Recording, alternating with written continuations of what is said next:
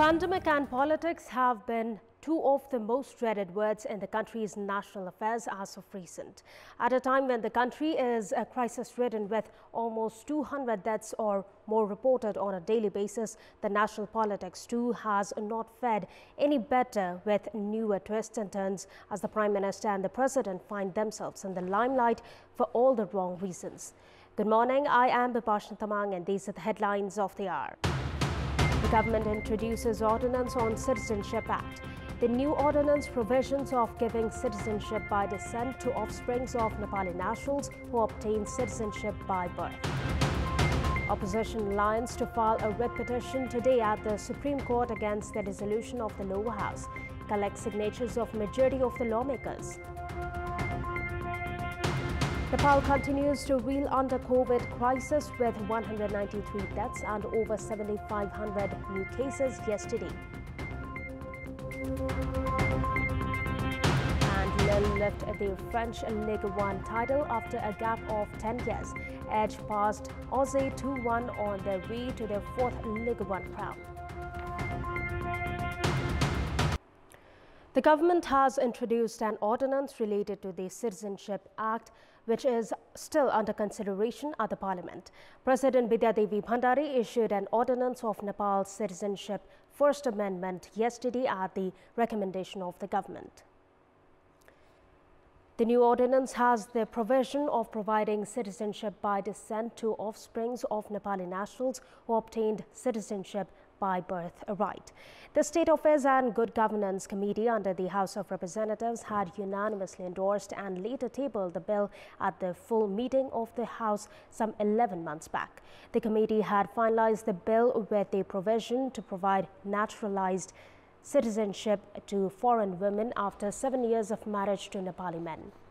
However, the bill was yet to be endorsed by the full meeting of the House. Prime Minister KP Sharma Oli introduced the bill as per the agreement with the Mahanta Thakur faction of Janata Samajwadi Party. The bill was halted at the Parliamentary Committee for almost 2 years, as interestingly it were lawmakers from the Oli-led faction of CPN-UML objected to the provision of providing citizenship by descent to offsprings of Nepali nationals who obtained citizenship by birthright. The Cabinet recommended the ordinance to the President on Thursday before the dissolution of the lower house. Meanwhile, Chairman of Janata Samajwadi Party, Mahanta Thakur, welcomed the issuance of the ordinance. Leader Thakur expressed his satisfaction, saying that the ordinance will provide citizenship to hundreds of thousands of people who were deprived of it for years. However, Rashtriya Prajatantra Party Chairman Kamal Thapa strongly objected to the government's decision to introduce the ordinance, citing it is an attempt to fulfill the interest of a vested group and demanded it to be revoked at the earliest. The opposition alliance has collected signatures of majority of the lawmakers to seek legal solution against the dissolution of the House of Representatives. The alliance termed the move taken by the President and the Prime Minister as unconstitutional and stated that a writ would be filed against the move at the Supreme Court later today. The alliance, which has remained livid following the government move to dissolve the lower house on Friday, had geared up to knock the doors of the Supreme Court yesterday. Signatures were collected along with a copy of the citizenship of each incumbent lawmaker after Nepali Congress and CPN Mao Center held consultations within the parliamentary body and with legal experts. The Upendra Yadav faction of Janata Samajwadi Party and the disgruntled faction of CPN-UML led by Madhav Kumar Nepal were also preparing to file a writ petition at the Supreme Court yesterday itself. A leader of the opposition alliance stated, since preparations to file the writ at the Apex Court could not be completed, the alliance would go to the court today to furnish the process. The opposition failed to collect the signatures of all the 149 lawmakers who are supporting the alliance. The opposition has been demanding to invalidate the unconstitutional move of the government and to appoint Sher Bahadur Deuba as the next Prime Minister. All the parties of the opposition alliance, including Nepali Congress, CPN Mao Center, the Madhav Kumar Nepal faction of CPN UML, the Upendra Yadav faction of Janata Samajwadi Party and Rashtriya Jana Morcha, have summoned their respective lawmakers at the Parliament Secretariat today morning at 10. The opposition alliance is making preparations to go to the apex court at 11 this morning after the completion of all the required process. Welcome back. A total of 7,598 COVID-19 cases were reported in the country yesterday. Likewise, Nepal also reported 193 COVID-19 deaths, taking the national death tally to 6,346. According to the Health Ministry, there are 115,547 active cases in the country at the moment. Meanwhile, 7,664 individuals have registered full recovery, taking the recovery tally to over 391,000. Meanwhile, there are 873 individuals in various quarantine centers across the country. According to the Health Ministry, 18,965 samples were tested for COVID-19 through the PCR method in the past 24 hours. As per the latest update, 1,721 individuals are in intensive care units and 484 are on ventilator support.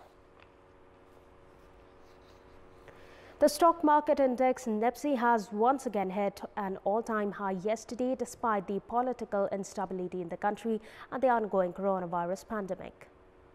The NEPSI went up by 33 points to cross the 2,800 benchmark for the first time to settle at 2,820 points.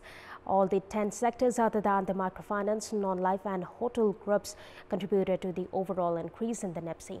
The development groups banks groups saw the highest 7.5% growth in the first trading day of the week. Today, followed by the finance group with 6.7% and the commercial banks group with 1.8%. Likewise, the share market witnessed the second highest daily turnover of over 11.69 billion rupees with a transaction of 21.1 million units of shares of 220 companies. Earlier, the market had witnessed the highest intraday turnover of over 11.95 billion rupees last Wednesday. In our Public Voice segment, we had asked the locals in Rukum district what their take is on the Prime Minister's decision to dissolve the House of Representatives once again. Let's take a look at what they had to say. Public Voice. पार्टीहरु सरकार चलाउन असक्षम भइसकेपछि जनतामा जाने निर्णय जो भएको छ त्यो सही छ। संविधान त विधि प्रक्रिया के छ कस्तो छ भन्ने त्यो अदालतले फैसला गर्ने कुरा हो। संविधानको संरक्षकले नै यसरी चाहिँ गैरन्यायिक ढंगले राति एउटा चाहिँ जुन गर्नुभयो यो एकदमै गैरन्यायिक छ। यो चाहिँ यसका निम्ति सशक्त प्रतिवाद हुन जरुरी छ। अस्थिर राजनीति भयो। योलाई एउटा किनारमा लैजानको लागि स्थिरतामा लैजानको लागि जो संसद विघटन गर्नु बाहेक अरु विकल्प थियो जस्तो मलाई लाग्दैन। सरकार गठनका विभिन्न प्रकारका प्रक्रियाहरू चले ठुलो दलको हैसियतले पनि सरकार गठन गर्ने प्रक्रिया अगाडि बढ्न सकेन र सहमतिको सरकारले पनि पूर्णता नपाइसकेपछि अब पुनः निर्वाचनमा जाने कुरा र संसद विघटनको विकल्पहरुको थिएन। संविधान अन्तर्गत पनि खास दलले बहुमत पुर्याउँदै राष्ट्रपतिले त्यो गर्नु चाहिँ गलत हो जस्तो लाग्छ। चुनाव बाहेक अब अरु केही विकल्प छैन। कोरोना बढिरहेको छ। यसमा विघटन त नभइदिने राम्रो हुन्थ्यो। हामीलाई विघटन हुने चाहिएको नै थिएन।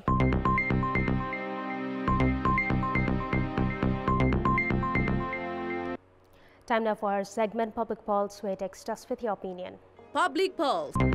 And here's the question: what's your take on introducing an ordinance related to the Citizenship Act at a time when the related bill is still stranded at the Parliament?